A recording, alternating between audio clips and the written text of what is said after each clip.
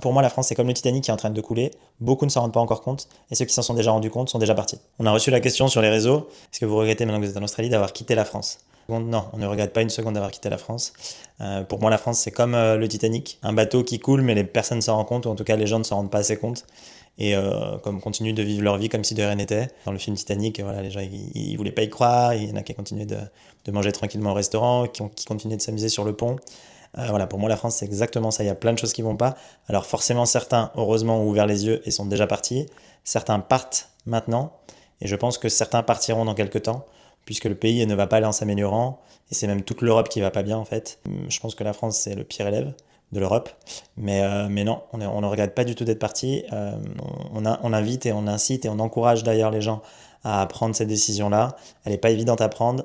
Pour commencer, forcément, il faut souvent commencer par un repérage au moins pour prendre la température et se rendre compte qu'il y a autre chose. J'ai d'ailleurs un live lundi soir à 21h30 où je répondrai en direct donc sur YouTube et sur TikTok à toutes les questions que vous pouvez vous poser. Donc n'hésitez pas à venir poser vos questions.